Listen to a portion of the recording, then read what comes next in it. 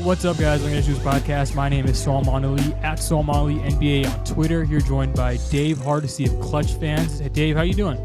Good, Salman. How are you doing? I'm doing all right. I'll be honest. I'm a little thirsty.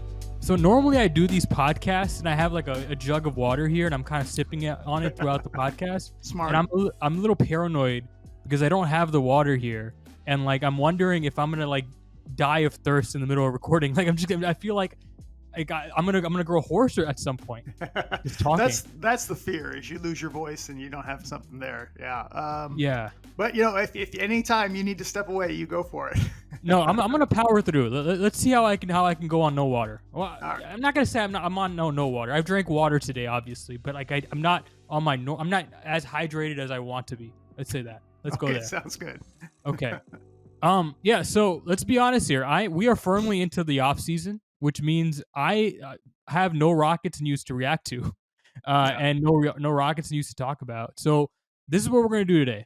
We are going to draft our 4 or 5 favorite storylines going to the Rocket season. Really depends on how long we go with this and how much we overlap. And Okay. I'm thinking, I have 7 here. I'll pick my favorite 4 or 5. I'm sure you have 5 yourself to go through, and we can just bounce off of each other.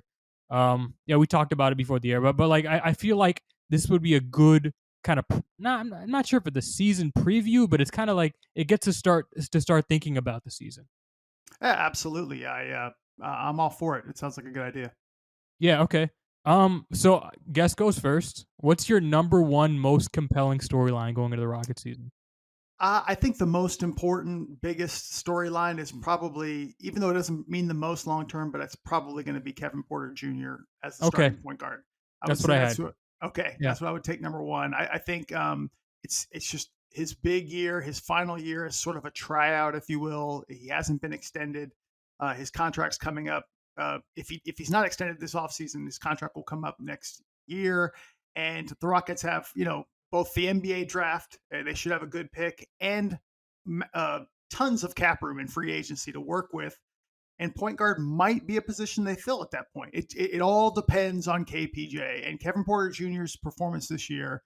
I say this, and I really mean it. It could be the difference between him being out of the league based on things, how he reacts and stuff, and him being a starting point guard on a long-term deal. So this is a very, very big year for him, and it's an important year for the Rockets to determine if he's the true starter long-term. Yeah, and as I said at the top of the podcast, that we have no news to really react to. I kind of lied. Shams did report that the Rockets and Kevin Porter Jr. are mutually interested in coming together on a contract extension, and that to me is really the big shoe here that's left to drop, if there is a shoe left to drop, right? If there's a contract extension agreed to before the season. And here's my personal take on it. I would offer something, and if Kevin Porter Jr.'s camp does not agree to it, I would be willing to wait till restricted free agency. I would offer what I deem to be market value. So whatever the Rockets deem to be market value, I kind of deem that to be around the mid-level exception for a long-term deal, right? So $10 million. Okay. Yeah, 8 to 12. Like nothing. You can be flexible with it. Something reasonable in that range. And if it's anything above that range, if we're getting into 12 to 15 range, hell, even maybe more. If we're getting to that territory, I would want significant non-guarantees in there. I would want performance-based incentives in there. I want anything to protect me long-term if I'm the Rockets. Like, so, for example, free throw percentage. I would include free throw percentage as an incentive based in there. I would include games played in there. I would include behavioral stuff. Like if, of course, yeah, it's really hard to kind of craft the language there, but I would try to make it in such a way that it's obvious what we're talking about. If some sort of incident happens, I want to be able to use that to get out of a contract, or guarantee non-guarantee the last 2 or 3 years, right? Like I want something along those lines. Perhaps Kevin Porter Jr.'s camp's not willing to go all the way there, but I want significant non-guarantees if I'm paying more than that around mid-level exception price. What's your feel on that kind of? Well, mid-level exception price, I feel much more comfortable in that range, but I'm pretty much agree with you. I'm really not inclined, or I just don't feel any pressure to offer really much of anything. I'll be totally honest, because I just feel like this year is critical to determining whether he should have any contract beyond this season. I mean, he had a very good year last year, or I should say a good year last year. He had some very good numbers. I think, as the Rockets continue to add talent, like they've added Jabari, they've added Tari Eason, it's going to be incumbent upon him to sort of get those guys going, to run an offense. It's not just about catch and shoot numbers and, his assists, which are very good. I'm not, certainly knocking anything that he's done there. He's been pretty effective. It's him running the show and being the guy who's also, facilitating and making things happen for other people. So that plus the behavioral issues just in the past, even though things are progressing nicely and he seems to be maturing, it's just, to me, it's too big of a risk to give him a long-term deal, like beyond 2-3 years, just because of the possibility that that thing could just become worth zero. I mean, if there's some sort of behavioral issue that makes that it makes it an unplayable guy and an untradeable contract, to me, I'd much rather risk the Rockets go to restricted free agency and that become a contract that is more than they could get him for right now. So if it's 5, 10, $5+ million annually more per year in a year, that's a better outcome, in my opinion, than signing him to a 3-4 year deal now and something happens where it's worth zero. So I would rather wait and see what happens. Let it go to restricted free agency. I think it's a clear thing that Daryl Morey would do. Let's see what Rafael Stone, who has been very careful in crafting sort of, his reputation is very player friendly, and that's, a positive thing. But, Daryl was more asset driven in the sense that if you're going to be a restricted free agent, I'm letting that go to restricted free agency, and I want to see another team show me actual market value. Well, this is going to be kind of one of those cases, right? Like to see just how cold Rafael can be, right? Just to see, True. to see if he's willing to let it go to restricted free agency. I actually do think they will. I think they will. I think they'll I let do it go too. to restricted free agency. That's the smart And thing to I do. Yeah, I totally agree. I think it's the right thing to do. I think, there's nothing wrong with it. That's what it's there for. That's what, when you're not quite certain what a rookie contract should be worth, right? A second year contract, excuse me.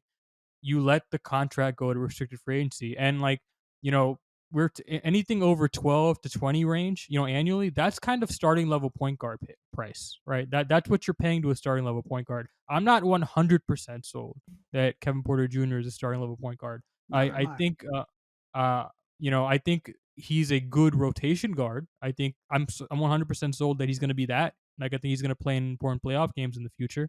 Whether that's as a sixth man or as the fifth starter, I don't know. And that's kind of what I want to find out this season. And I kind of talked about this in the write up to the news, reacting the news on RedditShoes.com. I talked about how, like, there are late bloomers for point guards, right? It's happened before. Eric Bledsoe is a great example of this, right? Bounced around the league for a little bit, really found himself in Phoenix, became a starter, solidified himself as a starter. Um, Tony Parker, one of my favorite players of all time, was a late bloomer, really frustrating player for the first few years of his career, and he found himself. He became someone. I mean, Hall of Fame point guard. Like Sure. that's the best case example. Mike Conley is someone I talked about on last podcast, right? Really frustrating player. First few years really inefficient.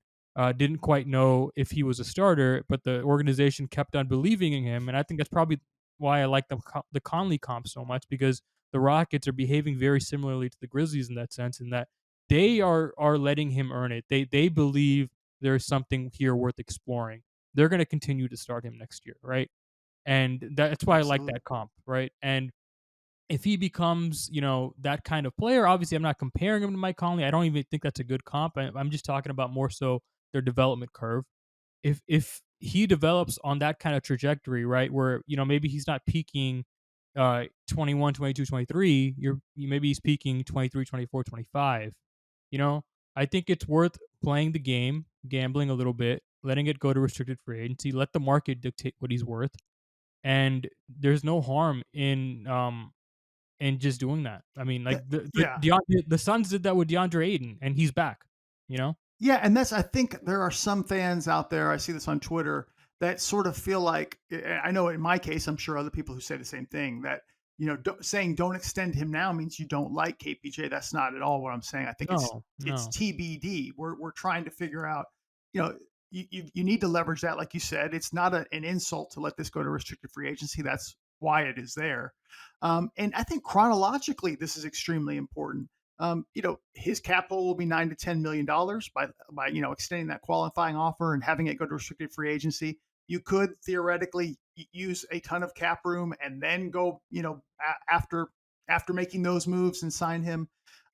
There's a lot of benefits, in my opinion, a tremendous amount, way more than if you extend him right now. More benefits to waiting. And I think there's one other thing that's really critical. The Rockets are going to continue to add this top level talent. They added Jalen Green. They've added Jabari. Tari looks pretty good. Um, and they're going to add another top draft pick next year. The head of the snake, the guy who's running the show here, however, whatever system they're doing, is such an important role. And it doesn't have to be a guy who gets up 20 shots a game. It needs to be somebody who's your floor leader, your general. With some of his issues, there's just more to figure out about him. So I think it's critical that they don't extend him now, wait this out, and let it go to restricted free agency. What would it take for you to be bought in? Because I can tell you right off the bat, he needs to be better defensively, right? Like I think in that role, especially for this particular team build, they need to have a plus defender at the point guard position, not just like an adequate / average defender. They need that guy to be a plus next to Jalen Green. They need a strong point of attack defender. I think the point guard position is the most logical place to look, and right, that's where I would go. He got better last year at that. Obviously, I thought he got to close to sea level. I'm not gonna say he was got to sea level last year. I think he got close there. Especially on the ball, off the ball still has some room to grow. Shooting, obviously, the 3-point shooting markedly better. The rim finishing, oddly enough, went down last season. After he was a pretty good rim finisher for the Yeah, beginning of his career. That needs to go back up, and the free throw shooting, obviously, hand in hand with his efficiency. He needs to get to league average in that area. I think so to me, if I had to tell Kevin Porter Jr. what it would take for like me to give him that sort of a contract, get to being a plus defender and get to being a league average efficiency guy. Be 55% true shooting. yeah. I think that's reasonable. Well, let me just say, as far as in my view on KPJ, if he didn't have the behavioral issues and he didn't have, or I should say, we don't know for sure he's unwilling to play six man. But if he's willing to play six man, there's already a baseline that I think KPJ is good enough to be at. So I agree. he would be worth extending if it wasn't for those two factors. So as far as his efficiency in those numbers, I feel good enough about KPJ, the talent, to sign him there. I worry about KPJ, the starting point guard, and of course KPJ's off court issues, or just in general issues with maybe coachability and a few factors like that. What I'm looking for mainly is for him to get Jabari in his spots, get Jalen Green in his spots, Sengun.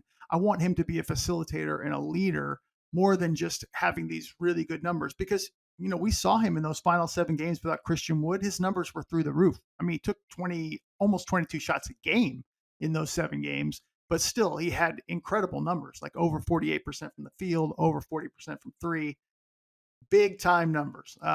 So it's not his talent as far as his ability to score any kind of 6-man role. I think KPJ could be very strong in the league, and I would feel confident saying that right now. It's the other factors that concern me. Yeah, and also the Rockets have like over $70 million as of right now in cap space next year. I don't see any reason to jeopardize that, especially when you can play the free agency game next year. Potentially, obviously, this is a least likely scenario for the Rockets, but land two max free agents, and then bring him back. With through bird rights. That's I want to leave that option at least on the table, even if it's not likely. I want to at least have that option to explore. Yeah, And his cap hold I think is about 9 to 10 million. So if you signed him for that amount, it really doesn't matter much unless you let him go. Excuse me. Then that 9 to 10 million in cap is kind of held. If you signed him over that amount, then that comes off the books. But I think right, 70 million to max. I'm not sure. That's more of a beam of thug number. I don't know if that's quite enough. It's close, but I think more likely they will probably end up, kicking the can another year and getting assets for acquiring contracts that go in another year. I just don't think there's enough of great players that are max worthy this summer, and I think there's going to be a lot of teams with cap room. I think the Rockets are going to, maybe add a Gordon Hayward or a Tobias Harris or somebody like that. You mentioned Mike Conley, somebody like that who's going another year with that cap room. But theoretically, yes, if they convince two star players, they might be able to work something like that.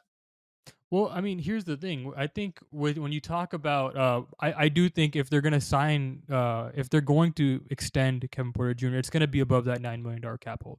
Like, I think that's pretty clear. It's going to be at least 12 million if they extend him. And obviously that digs into your cap space. And the $70 million a year right now, I mean the $70 million next year right now may not be enough right now to go get two max free agents, but it's very maneuverable and that you can get yourself there very easily, as opposed to a lot of other teams in the NBA. And I think I just want to keep that room open. Even if you don't feel like there's somebody there outright, you can still go trade for somebody, take someone into space, right? Sure, You can still absolutely. do you can still do you can still do a bunch of other stuff with that space and then bring them back through bird rights. I want to have the option to play with it. And obviously if you can get him for that really team friendly deal that we talked about, close to the mid level exception, yeah, do it. If it's $1 or $2 million of the cap hold, who cares, right? But in general, I just want the flexibility. Like if I'm Houston, that's what I want. I want to keep that open. I do think the Rockets are going to be much better than a lot of people are projecting next year. I think they're. I said on a couple shows ago with Adam Spolane, I bet that they're going to get to 30 wins.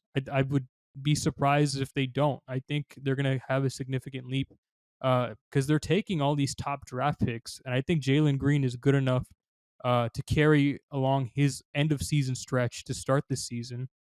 I'm going to save my second point for my second. I might as well start to right now. It's my turn to draft. I think Alperen Sengun is gonna have a big season. And that's my second biggest storyline going into. I mean, that's my biggest storyline going into the season. I think Sengun. Um, I think he's due for a breakout year. Like I really do, and I think that's going to drive a lot of the Rockets' success next season. Maybe not like they're not going to get to play in territory. I don't quite see that, but I think they're going to be right below that. I think they're going to be chomping at the bits, looking a lot more organized than they did last year. Partly because Şengün's going to be kind of a hub for them offensively, and they're going to be much better spaced with Jabari Smith, Tari Eason, Ty Washington. All these guys that they drafted can shoot the basketball. And they're also going to be starting a lineup that can theoretically space the floor at four positions, right? Kevin Porter Jr. can shoot. Jalen Green can shoot. Eric Gordon can shoot. Jabari Smith Jr. can shoot. And then Şengün can just spread the floor all across to those guys. And I think he to me, I can't wait. I like listen, like we record full disclosure, we recorded a podcast 4 weeks ago that I had to discard. Oh, And yeah. I asked you this very important question. And at the time you said no to me, I'll ask it again. Are you game to go join the Alperen Sengun bandwagon? Like there's still time, Dave. There's still time. Right. I remember when you asked me. Yeah, it's funny. I want him to succeed. I believe it. I still have those same concerns. I think I mentioned to you then, just about his defense athleticism. But you know what? I hope that I'm wrong here, and I don't. This is not something I'm like willing to bet the farm on that he's not going to make it through. I recognize his offensive talent. His passing ability was way better than I anticipated. I really in the draft kind of pegged him as a post scoring big, and wasn't necessarily this huge athletic player. Didn't really provide much defense, is what I was looking at the time. His defense was better than expected first half of the year. Second half of the year, it definitely tailed off and struggled. I think having Jabari next to him is going to be a boost. I'm really looking forward to see how those two match together. I'm looking forward to Şengün's year. It was third on my list as far as biggest storylines going in. I think if he has a big year, then that again is another position that the Rockets have filled as a starting position. And now you can see the real true pillars of a rebuild. Right now, I feel only confident in saying Jalen Green and probably Jabari are for sure your long-term pillars here. I'm looking for Sengun and KPJ as the guys who are hopefully next. I think I'm comfortable slotting in Sengun there. Maybe that's just me. Again, this is my guy, so I'm obviously biased, right? Like I love his game. I think he's gonna be awesome next year because they're really insulating him defensively. They're surrounding him with long, switchable, capable athletes defensively in the front court. You're talking about Tari Eason, Jabari Smith Jr. You still have Jay Tate. Kenyon Martin Jr. still there. Obviously, we'll see what happens in this future. That might be a storyline we get to in a minute. But yeah, I mean, you have a bunch of athletes out there surrounding him defensively that can cover for what he potentially can't do, and I think he can play drop defense in the NBA. I really do. Am I worried about the size? Yeah, a little bit. You know, he's 6'9". It's not ideal, but I think he's smart enough positionally to keep his body where it needs to be. I think he's going to get stronger. So I don't think he's going to get bullied in the post or something by any means. I think it's never fun to go out there and go defend Joel Embiid or Nikola Jokic, but how often are you doing that? And I don't think he's going to lose those battles by too dramatic of a position to where the Rockets are losing the minutes where he's on the floor. I think they're always going to be winning the minutes where he's on the floor because he's so good offensively. Yeah, And he really that's is. kind of my bet. Yeah, and I hope that's the case. I will say, when I normally assess a guy like Sengun, I'm like, okay, this guy's defense could be passable in the league, and that's usually good enough. But at the center position, it's tough. Just the way the game transitions, like you know, traditionally, or I should say, even now, moving forward in this modern NBA, you want somebody there who can sort of protect the rim, cover up mistakes for other players. Jabari is going to have a huge impact, in my opinion, as far as his just overall impact on a defense. I don't know so much about his rookie year. He's 19 years old, and has a ways to go. But hopefully that will mask some of those issues. I don't see Sengun really having a ton of potential as a four. But you are correct. His offensive abilities he's just so gifted. Very Jokic like just in his offense. He's not as big or as long as Jokic, but still very skilled like that, where he sees the floor in ways that, they're just rare. His vision's rare. So I'm looking forward to a good year from him. I think there's a lot to keep an eye on as far as a test as him. He's going to be coming out as the starting center. So big year for him. Okay, so that was also on your list as well, right? It was, yeah. Like I said, I had it third on my list. So what was your number two? Can I guess? Sure. Is it Eric Gordon? It is not the Eric Gordon. Okay. No, it's Okay. believe it or not, it's actually Jalen Green's second year, because I wasn't going to say this wouldn't have been my number two thing, but I think now it's starting to be in question a little bit. We've always believed his work ethic, and now, fairly or unfairly, he's just starting to be criticized a little bit, because mainly all we're seeing on social media is him playing around or doing different things. We're not seeing him join these camps or games or hoops. People are saying, well, we want to see him be more of a hooper and just get out there and just play. And there's some truth to that. We want to see more of that. Doesn't mean it's not happening. I just think that he's setting himself up, if he starts out a little bit slow, for that criticism to come about, where he didn't work hard enough in the offseason. I don't quite understand so what's going on? See, whenever you mention social media, I get lost. Okay, so what's going on Twitter? Well, you're just, I mean, like I said, I'm not saying it's fair. I'm just saying you're seeing a lot more criticism of Jalen Green, because his other players of his age or even a little bit older are sharing all these different videos, or other people are sharing videos that show these players in the Drew League or in other camps, or just playing basketball with other pros. These are like the Chris Brickley videos, like the workout videos. Is that like the shooting in an empty gym kind of videos? No, like the Drew League, and you talking about like these are competitive. Are you talking about like pro amps? Okay. Yeah. Exactly. Like Paolo Banchero and Chet Holmgren were just recently in the crossover, I think it's called, the Jamal Crawford's league in Seattle. Just different things like that, where they're playing against other pros. The whole going all the way back to Akeem playing with Moses Malone and refining and working his game. Like I said, why isn't he playing more rec league basketball? That's what's being posed on social media. I wouldn't say rec league, but just more competitive basketball with Kevin Durant, with other players. People want to see that, and so when they're not seeing it, they're just starting to question: is he working hard enough? And again, like I said, I'm not saying it's fair. I'm just saying, if he comes out of the gate, not gangbusters, let's say, that will come up. Just watch. People will say he didn't work hard enough in the offseason. So that I think is something I'm keeping an eye on because we are banking so much of this team's future on Jalen Green. We feel like at least there's one foundation piece for sure here in Jalen Green. So I think it's important for him to come out and show kind of like an Anthony Edwards where he's taking that next step in the second year. He's past the I got my feet wet in my rookie season, and now I'm starting to feel my way around this league and know what I'm doing. Okay. Yeah, I'm just digesting all this information. Um, okay. Uh, okay. Here's my take. All right. I think it's kind of weird. I don't know why people care about these pro amps that much. I mean, like, yeah, yes, they're cool. Yeah, right. Like, it's definitely fun to go see Paulo Banchero have these 360 dunks, right? Like, and score 50 points in a Los Angeles pro amp, or uh, Chet Holmgren block like 4 shots in one possession. Like, that's awesome. I'm not sure how much of that is indicative of work ethic and just I want to go play in this pro amp, or I can go play in this pro amp. Maybe Jalen has other obligations that we don't know about. Like I Possible. just like it's these guys, especially at the top of the draft, a lot of times have to go do a lot of stuff for their shoe brands. I especially in the summer. I don't know. Like this is a weird. I've never heard this criticism before, but I guess I can kind of understand where it's coming from when you see the other top prospects. But yeah, I don't know. To me, I guess off the top of the dome, that seems a little unfair. I I do want to agree. see.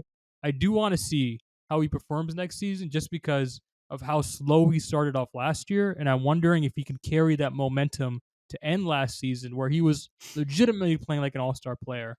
If he can carry that momentum to start this season, you're talking about a really, really special sophomore leap.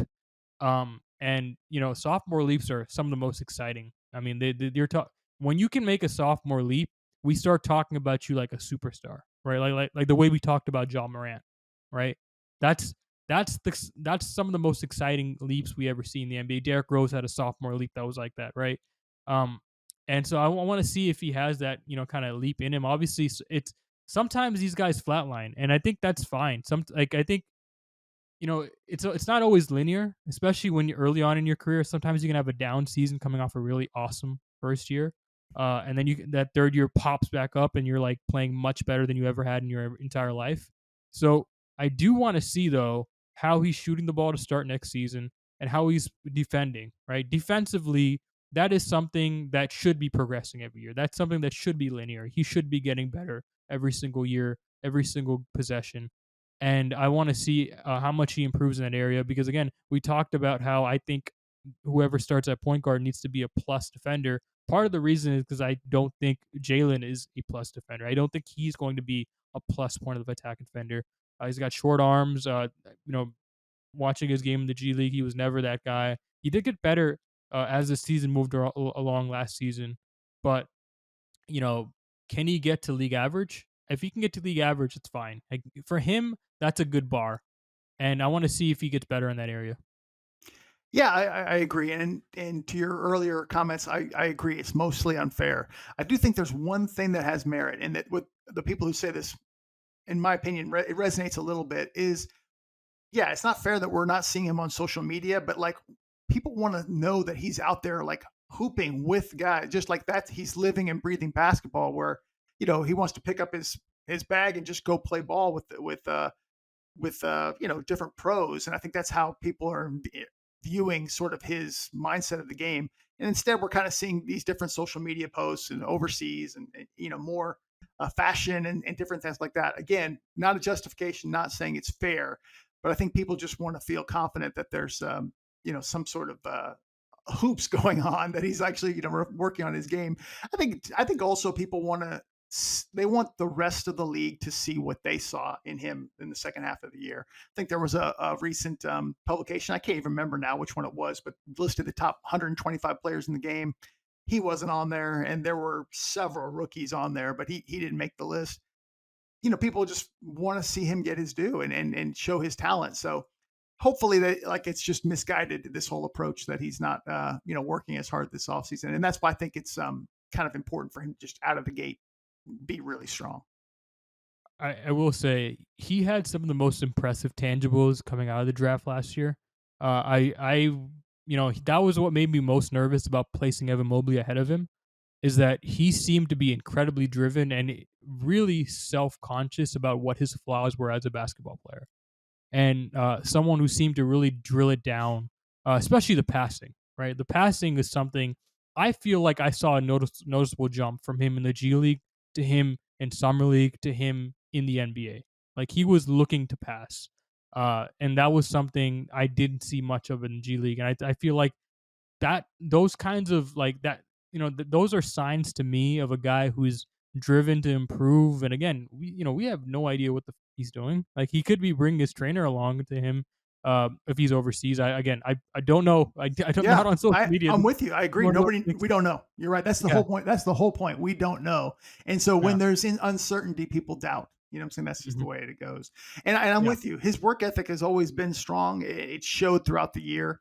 So, like I said, I just like to see him get out to a good start. I think it's a big part of the year because we are banking so much of this team's future on him, and we felt comfortable at the second half of the year. Now we just need to see that in year two. Fair enough. Second year Jalen Green is a compelling storyline indeed. Um, Third storyline. I kind of want to Fourth, go with right? the Are you on? You're on the fourth one, I think. oh no, You had yeah, yeah. Shingun too. Yeah, yeah. For me. Oh, gotcha. Okay, guy. Yeah. Okay. So I didn't have Jalen Green on the list, but I think it is deserving to be on the list. Um, for me, I'm not sure if I should pull out the surprising one here or the obvious one. I feel like I want to swerve and go with the surprising one. Okay. I screw it. How wrong was I about Tari Eason? that should have that's the storyline for the Rockets this year. How Like, wrong Solomon was about Tari yeah, Eason. because more so, like the guy looks really good offensively in a way that I didn't think he could translate from his college game. Like I thought he was someone that was going to come into the NBA and be your prototypical long, athletic 3-and-D defender at a small forward, power forward position, probably a starter. That's what I thought he was going to be. I didn't think he was going to be much more than that. And I'm seeing what he's doing offensively, especially in the G League. I mean, not in the G League, at Summer League. And I'm like, oh, he did this against NBA level athleticism, right? Like the shooting carried over. A lot of people thought it wasn't going to carry over. It did carry over. Um, the driving carried over, the transition stuff carried over, and I'm like, okay, like, am I kind of underestimating him as an offensive basketball player? Like, Um, or are we over underestimating him as an offensive basketball player? Because I think primarily when you look at that pick, I mean, it was a defensive pick. Even the analytical models looked at it as a defensive pick. That was the reason I went out. I went out and found out why those modeling systems projected him so high is because the steal and block rates were so crazy, right? And I think people are kind of underestimating what he could be offensively. I'm thinking, nothing crazy, but like, can he be Jeremy Grant? Can he be that offensively? I don't think that's unrealistic for him, just yeah, based off what he's doing against NBA level athleticism. Obviously, different than NBA level players, but NBA level athleticism, he did do pretty damn good offensively. yeah. I don't know. I to be honest with you, I really felt like I mean, he has limitations offensively, but I knew this was a guy who was way better offensively than like Herb Jones. And I don't know if he was quite as elite defensively as Herb, but like he's in that ballpark. He's got great size, great hand size, length. He's going to be really, really good defensively. But even at LSU, I mean, the guy was a terror. He just can't. He really not very effective with his left hand. He can't really go left. That's something he's got to work on. But I mean, you hand the ball to him top of the key, he'll go by you right and go straight to the basket. He can score. He's very effective, especially with his right hand. He shot, I think, almost 80% from the free throw line, if I remember correctly, at Yeah, he LSU. did. He did. He did. Yeah. And that And was a huge jump from his rookie year where he shot 50 something percent. Like that was what was crazy. I've never seen a jump like that. Like he really worked on his shooting and it translated. yeah, 80% is no joke, especially considering his free throw rate. In other words, getting how often he gets to the line is tremendous. Like he's very effective at that. So, whether he starts or eventually becomes a six man, whatever it may be, and he was the six man at LSU, but clearly their best player. I think he's going to be a tremendous spark on the offensive end. The question is, okay, can he refine that form because his form is ugly? But he has, he was, I think, around 36% at LSU. Can he be a guy who knocks down the 3-point shot, a la PJ Tucker, who developed that over time? If he can do that, and be able to break down a defense when the shot clock's coming down, I think that guy is going to be a steal at 17. To be honest with you, I mean, his defensive abilities are going to get him on the court right away. It's a question of his defensive IQ, his understanding of the game, coachability. Those are the factors I don't want to say worry about, but I'm watching in Tari Eason because I'm thrilled with both him and Jabari. I feel like the Rockets got two top level prospects in this draft. Yeah, and it's interesting. When I was watching the summer league, I was reminded of a conversation I had with how do I just somebody that worked for the Rockets in 2011, I believe.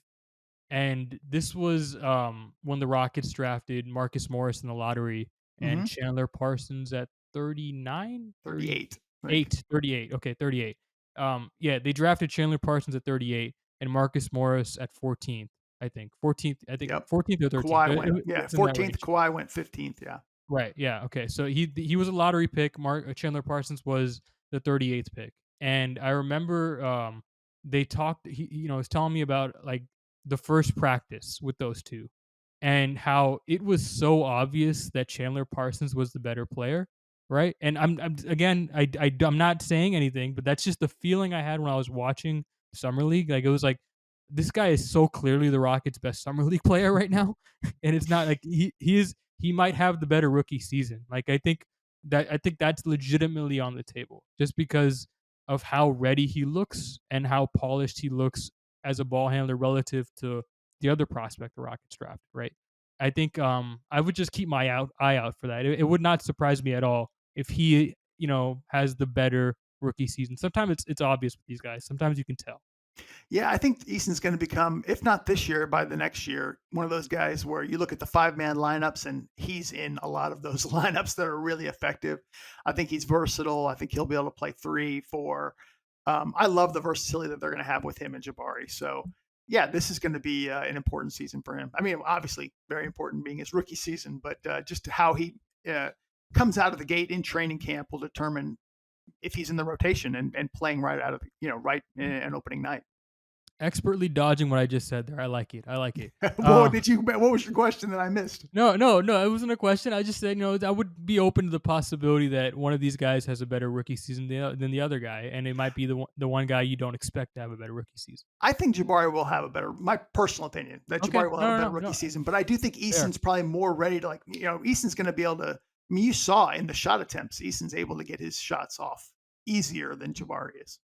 Right. No. I think that's the safe bet. It's just not just something I want to throw out there. It's just a rookie year. I'm not saying career. I'm not making any career implications here. Like so that's a storyline I want to go see. I want to see how translatable that is to NBA play. Obviously, the offensive play for Tari Eason. That surprised me. That's number 4. Yeah. Yeah. So what's your next one? Well, I thought you were going to take this one, but I'm taking Jabari because I think this is the guy. Believe it or not, ahead of Sengun and KPJ, I feel like he is he's your second star, if you will. That's the hope that he grows into that. He's only 19. We don't know that for sure. For all we know, he could end up busting out. But I think his rookie season is going to determine a lot. I expect him to have some struggles for sure. Certainly, adapting, adjusting to NBA length and guys. He's not going to be as. It's not going to be as easy for him to shoot right over certain players. He's going to have to refine his moves, his 2 dribbles, step moves, and breaking free from defenders to get his shots off. That's going to be an adjustment. But I think him defensively, how much he grows, how much he gets stronger over this year, that's really key for me. So Jabari is something that he's probably, I got it 4th on my list as far as biggest story going into the year as the guy I'm watching because he is, in my opinion, a foundation piece right now. Yeah, I had the 6th on my list. So, I definitely want to see what his role is going to be his rookie season. I think the Rockets are going to make it really easy for him. And, he doesn't have to be a ball handler his rookie year. I think that is a definite weakness for him. And If you don't think that is, you just weren't watching him, or you just blindly, did not pay attention to him. But like I that, but he's not gonna have to do that. Like he's just not. He's gonna be a catch and shoot guy for his first year, primarily, I think. And I think that's fine as he develops, as he gets better as a ball handler in the background. I think that work with John Lucas is going to be really, really important. Obviously, Mahmoud's on the coaching staff. He was the developmental coach last year for the Rio Grande Valley Vipers. So it is going to be interesting to see his development in all those other areas. I'm not worried about the shooting percentages at all with him. I think if anybody was, I mean, sample size. Like look at his life and look at summer league. Look how long Yeah. the sample size is, right? I think it's just one of those things where it could have just been a bad sampling of games, and he could just be a lot better once the season starts. And I'm not worried about it. I think he'll be fine. Yeah, I'm not. I will say I'm not worried about Jabari's like shooting efficiency. What I'm not saying I'm worried, but what has me, observing here is his ability to get his shots off. Like in other words, just be able to, shoot Creation. over defenders. Yeah, like in other words, I want to be able to, if his efficiency is going down because his shots are being affected by NBA length, or he's not able to get his shots off, that's concerning. I'm not worried about Jabari in a gym, just being able to knock down shots. So he's a really good shooter. I didn't think in summer league that a lot of his shots were affected by length or anything like that. I think he was just missing shots. He was And I thought a lot of it was a little bit mental. Like he was kind of shooting a little bit differently. I want like it yeah, a was little flat. Yeah.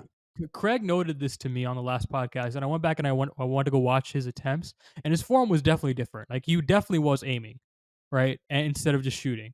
And I think some of that's just overthinking. Again, I think falling from number one to number three, you can't. It's hard to even like put into words how rattling that is on your Yeah. psyche. And I wonder if some of that was at play, especially against some of the big prospects like Holmgren and Boncaro.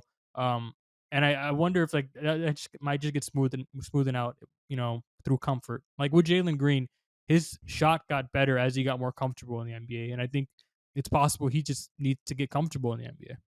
Yeah, and that's certainly possible. And I'm not concerned. Like I said, he's 19. I was watching him in summer league, and I was thinking to myself, this guy is going to get so much stronger. You just look at his frame, and you can tell.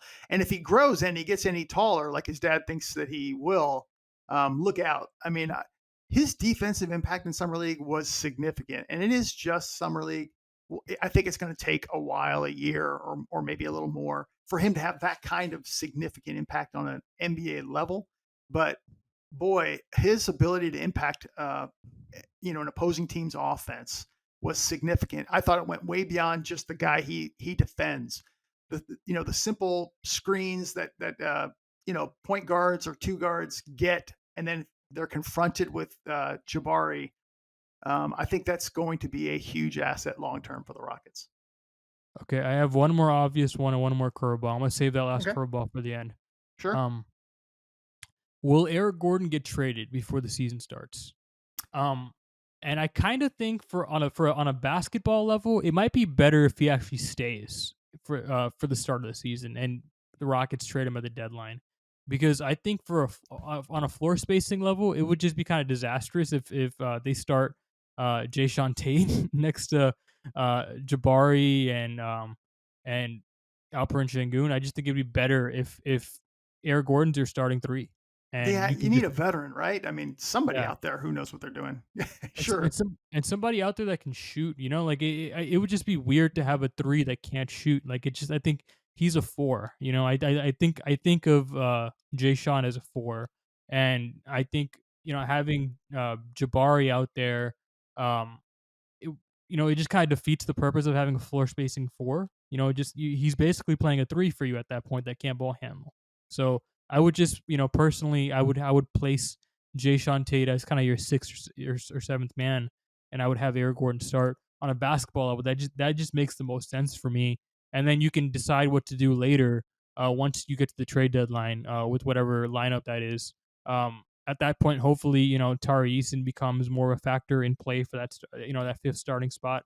And you can make your decision from there. But bottom line, I personally think it would be better if Houston, had Eric Gordon to start the season. But again, I think a lot of this is impacted by the league. Like, what is the league offering for Eric Gordon right now? Is the market a little bit suppressed because people are waiting for these big domino pieces to fall, and then Eric Gordon becomes a domino piece later? That happens a lot. A lot of times, team gets a big superstar, they immediately want to go acquire role players, complementary role players, right? Eric Gordon's a very good complementary role player to place alongside Kevin Durant. If a team decides to go in that direction. So I am interested to see how that works out. And obviously, what they get back for Eric Gordon has been a continual conversation with you and I all season. It seems like they're confident they're going to get a first round pick that we know for sure now, but multiple people have reported that they've been offered first round picks. So we'll see if they'll still be able to keep that. I think I'm a little bit more confident in Rafael's ability to guarantee themselves into a first round pick. And it's gonna be interesting to see when they decide to actually do this, because it's going to happen. It would surprise the hell out of me if Eric Gordon ends his season as a Houston Rocket. I think it would surprise everybody, and I think people who say that they aren't surprised at that point are lying. Yeah. Um, Yeah, it like, surprised me it didn't get moved to the last deadline. Yeah. yeah, So, yeah, yeah. yeah. Just to add to that, I agree with you that if they don't get their offer and they don't trade Eric Gordon, yeah, I think it makes sense to have Gordon out there over Tate. I'm not sure what'll end up happening, but yes, I do think that makes sense. Nice to have a veteran out there as well, guy who can spread the floor. Fantastic. I'd still trade him if they can get the deal that they want. I agree with you. I think that the NBA market right now is just at a standstill. The Gobert trade combined with two superstars, well, at least one superstar and one very good player in Kevin Durant and Donovan Mitchell on the market. It's just everything is at a standstill with this Gobert trade just inflating everything. And it's unfortunate because what contending team is going to offer a first round pick for Eric Gordon right now when these guys are on the table and you don't know if you even need that pick? I mean, you traded a 2023 pick, you can't trade your 24 pick, and so it's going to disrupt everything. So yeah, I think for the Rockets to move Gordon, it's most likely going to have to wait until we see what happens with Durant and possibly Mitchell as well. I would trade him still if the deal comes up, but you're right, they don't have to. It's unfortunate they haven't traded him by this point, but it's going to be, I think, very, very easy to deal him at the deadline. Somebody's going to be able to use him certainly, and half his salary will be gone by then. So it might be easier to make that deal then. And with my luck, he'll probably get traded by the time this podcast has to go up. Yeah. No, I mean, here's the thing. I think I agree with you. You get a really strong offer that's probably not going to be there in a few months. Do it. You have to do it. Like, Yeah. don't even risk it. Just do it, right? But I think I don't think it's the worst case scenario if he starts the season on the roster, especially because I think on a basketball level it makes a lot of sense. So yeah, that was the obvious one. The curveball I had left actually ties into what you just said. What are the Nets going to get for Eric Gordon? And you may be wondering, like, what does this have to do with the Rockets? It has everything to do with the Rockets. Wait, what are the Nets going to get for Kevin Durant, you mean? Yes. Oh, yes. sure. Everything to do with the Rockets because of those picks that the Rockets have coming back from Brooklyn. And if they get back a Donovan Mitchell type of piece, if they get back a Jaylen Brown type of piece, obviously changes the valuation on those draft picks and obviously changes what Houston may be thinking internally to do with those draft picks. Should they deal those picks? Should they decide to package those picks and move up into a draft? It's something I would think about if it goes in a direction that you aren't expecting, or if it is headed in that direction. Jaylen Brown, Simmons, and some of the shooters they have. I mean, that's possibly a playoff team. The East has gotten so much better. So I do think that my hunch is that they're not going to keep Katie and Kyrie the whole year, and I think they're going to be a lottery team. That's just my guess. You never know, but when you suddenly just throw a bunch of guys together in a room, it usually doesn't work out when there's a very competitive conference going on. Yeah, I think that's a big story. This year, it's funny. I think we may have talked about this in the past, but just this is the year, if any year, the Nets could tank and be kind of okay, right? They're matched up against the Rockets. The Rockets are not going to be that good. That pick, if it's swapped, they're still going to get whatever Houston is. So it's not the end of the world for them this year, but long term, it's I think more of an impact on the Rockets.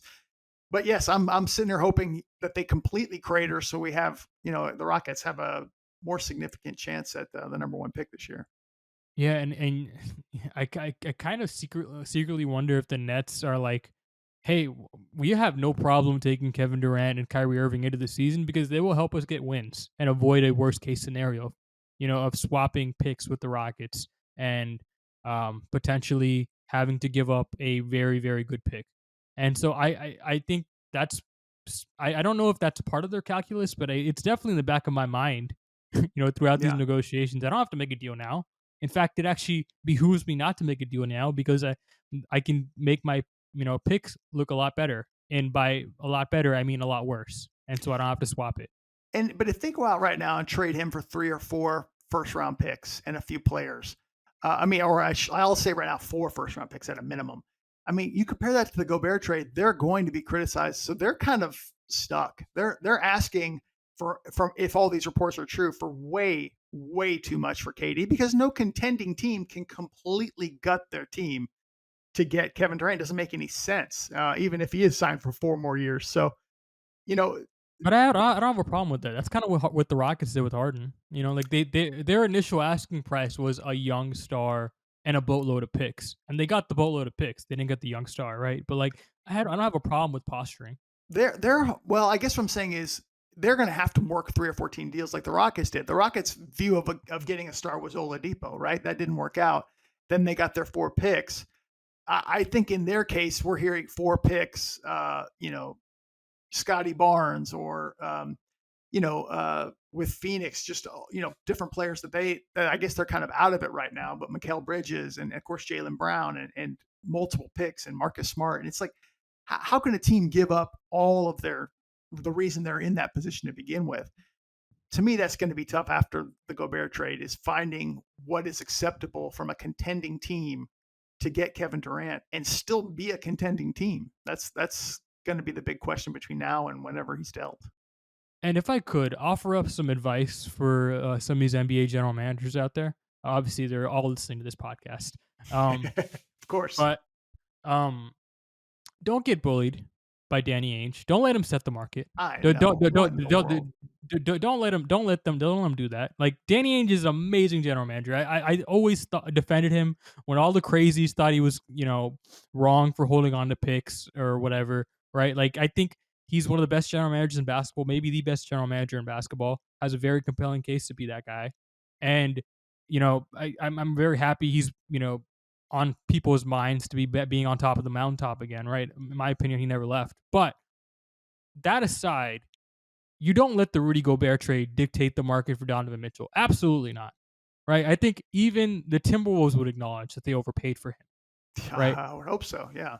Yeah, I mean, they have a pretty smart front office over there, loaded with a bunch of smart people, including Rockets' own former executive Sachin Gupta, right? Like, I don't think they think they paid a fair price for this, right? I think they know that they overpaid uh, with some sort of urgency to do it. I don't know what their urgency was, but whatever it was, they indeed had some urgency to do this deal, and so they were willing to do that.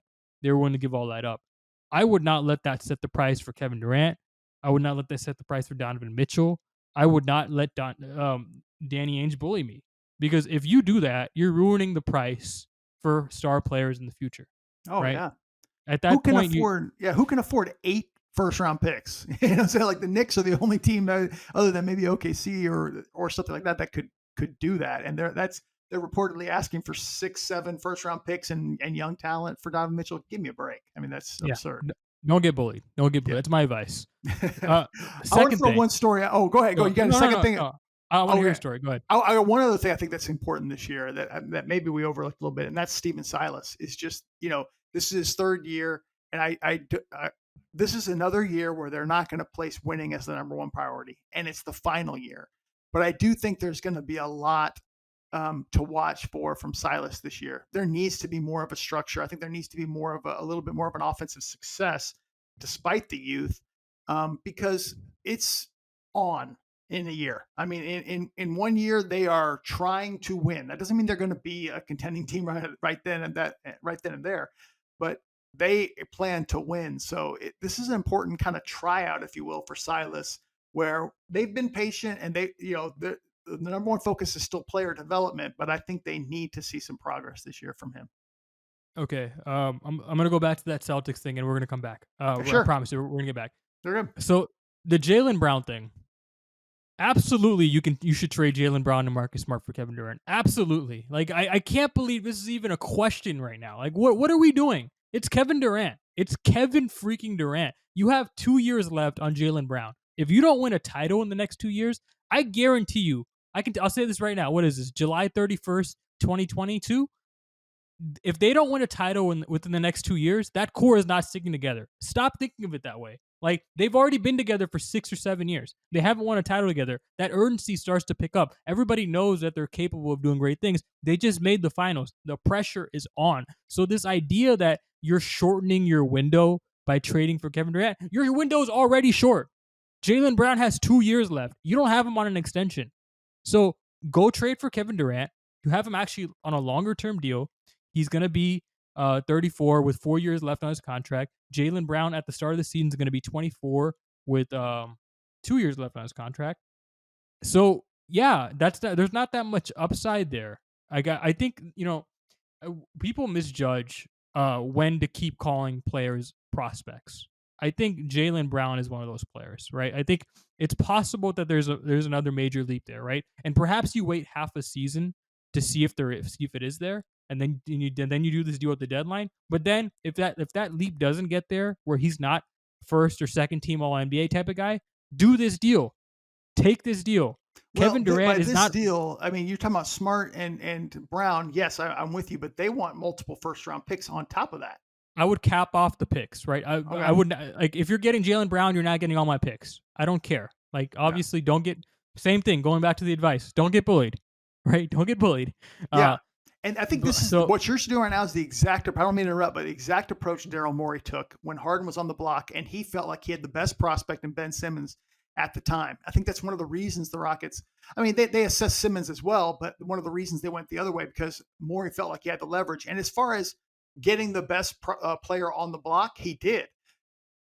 Same case here. Boston has the leverage in Jalen Brown. I mean, they're not going to get unless Scotty Barnes. You can. I mean, I think Jalen Brown's a better player, but Scotty Barnes is certainly very young and has good upside.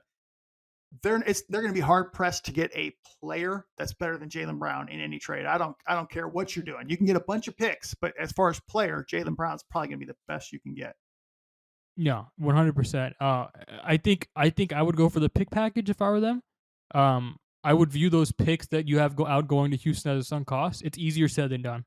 It is easier said than done, right? Like seeing top picks go to another team, it's just soul crushing. We've seen it happen before to the Nets in particular, to the Boston to the Boston Celtics, right?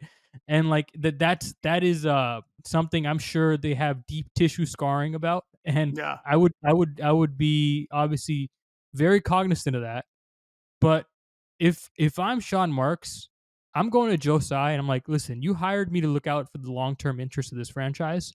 By going for a giant haul of picks, it may be bad PR wise, right? It may look ugly for us to give up really good first round picks, but it's better for our long term future. So I'm gonna go do that.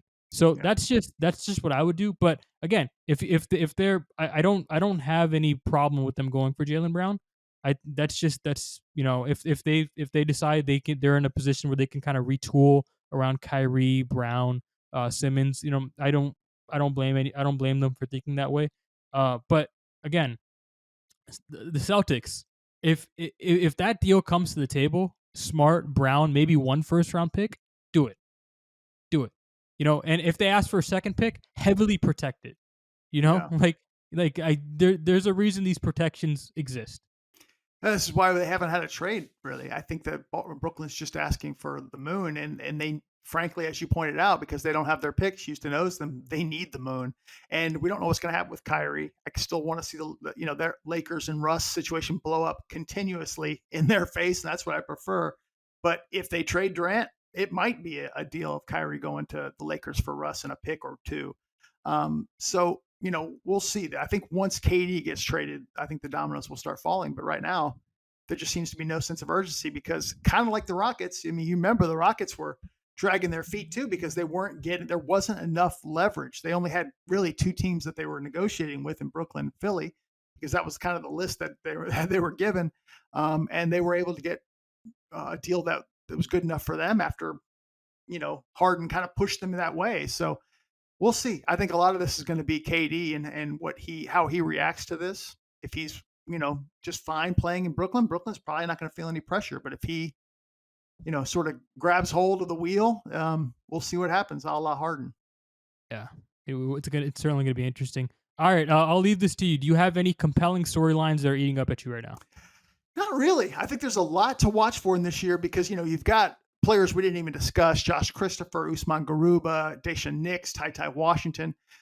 There's a lot of guys I think that the Rockets have, and some of them are not going to pan out. That's just the facts. And some of them are, maybe even more than we expect them to. So it's going to be a fun year. I don't know if I go 30 wins like you do. I think this team's probably around 25. I just think the West has gotten even stronger. But we'll see. I think this is going to be a fun year. I'm excited for all the storylines, and I'm even more excited about what this is leading up to in 2023, which is going to be an incredibly fun offseason. And that's when we can get back to everyone cheering for wins outright. Well, listen, that's why I was able to secure that bet, because a lot of people don't believe they're going to get to 30 wins, and I actually do think they will be able to, because I think a lot of these players are being underrated, man. I really do. I think some of these not just Sengun. I think Jalen Green to some extent. What he did to end last season was really eye opening for me. So let me ask you this though: how many teams do you think in the West are the Rockets are better than those teams? Couple. Okay. I would say I think they're better than the Thunder. Okay. I hesitate. Thunder added a lot of players. They get Yeah. Chet and Jalen Williams should be ready to go day one, I think, as far as having impact. But we'll see. And they also have Shea, right? They also have Shea. Absolutely. So I'm not, again, I'm never confident about this stuff, but it is what it is. I think they're better than them. I think there's a probably possibility. San Antonio and maybe Utah when it's all said and done. I was gonna say Utah. Yeah, I think there's a possibility they're better than Utah, and if you can get there, it's not that hard to sniff 30 wins. Again, like the 30 wins is like the 6th worst record in basketball. It's not like I'm saying they're gonna be like. Oh, I know. Yeah. But believe it or not, 30 wins could be one of those years where, who knows if you're battling for the play-in because of that, because of 10 teams. But you're right. I think it's just Sacramento's better this year. Obviously, New Orleans is taking another step, getting Zion back. So it's going to be a really competitive conference. I forgot to get back to your Silas point. It's going to be really compelling to see what they do with Silas. I think I would wait it out. Again, no rush to do this. You have no rush to go out and fire your head coach. I think, especially because the impact that has on players. Like typically, this is just typically, right? This obviously you can be the anomaly. Once you go through one head coach, you have one, maybe two opportunities to get the next one right before a star grows disgruntled, right? And if you believe a star is on the team, which I do, I think Jalen Green is a star. If you believe a star is on the team, you got to be very cognizant of that. You can only change coaches on him so much. You have to keep that bullet in the chamber as long as you possibly can until it's winning time. That's just how I feel about this. Yeah, I'll just say though, sometimes it's not so much about the coach failing as it is they need a new voice. And I'm not saying it's too early for that, but I do think if not this year, very early in the next year, that's going to be up. And with Silas is going to need to show some real progress or something to solidify himself in that job, because at that point I think he's going to be looked at a little differently. I said that was the last thing. I did have a kind of sneaky question for you. Sure, go ahead. Do you want to reunite with Harden as a Rockets fan? Is that something you're interested in? All the personal side of me is like, absolutely not. I don't want to deal with that again. As far as strictly basketball, take everything out aside, it's it's a sneaky good addition if you're able to do it, because I don't think it would be sneaky good. I think it would be outright good. Well, we'll see in a year. We'll see where his game is, right? I mean, he's getting up there. He showed some decline, but you're right. It would be good. I guess what I'm saying is there's your floor general. There's your guy who's going to put people in positions to succeed. There's a guy who has enough gravity to, the guys who are spacing the floor. and you have the cap room to sign him. I don't know if it's still still a possibility. I just do know that that was discussed even before he was dealt. This was a distinct possibility. I think that he thought he was probably going to Brooklyn to win a title that very first year. And I think Harden kind of knew this was a possibility. He very not so subtly hinted at that in his letter, right? He talked about how I keep all my promises. I promise Yes. you. Yeah. So Yeah. yeah. So I think it's at least in the back of his mind somewhere. We'll see, what happens this year with the Sixers. I actually think they're going to be very good. If they They're win a right. title, yeah, you have to They're look at it. right now, before the Kevin Durant move has happened, they're my favorite. I think I like that team a lot. I think they Interesting. have 2 top 8 players in basketball, and I think no other team can say that. I that's just the way I feel. But a lot of people don't feel the same way about Harden. So we'll see. We will see. I don't want to keep too much of your time. You're good, man. Thank you so much for coming on. I know Anytime. I know you wanted to plug a lot of things. Go ahead, go plug. Oh no, just I was gonna say what we've been doing lately is the Clutch Fans shop, which has been a lot of fun. It's shop.clutchfans.net. It's just gear for the site and also a lot of Rockets themed gear, just fun, either inside jokes or player related stuff. So it's been a lot of fun. That's been something that's been kind of new over the last 3 months or so. And we're doing Astros and Rockets stuff and probably adding some Texans stuff as well. So it's been really cool. Go check that out. Go check out the site, clutchfans.com. Go check out rednationsnoops.com. It's my newsletter. I put out stuff every week, obviously. The Q&A does come out today. So, obviously, if you're a fan of this podcast on YouTube, go to Apollo Houston. Go subscribe to the YouTube channel. Videos will be coming out there every Monday. The podcast is obviously on iTunes, Google Play, Spotify, Stitcher, wherever the hell you listen to podcasts. Red Nation Hoops. Give us 5 stars. And yeah, guys, hope you guys have a good rest of your day.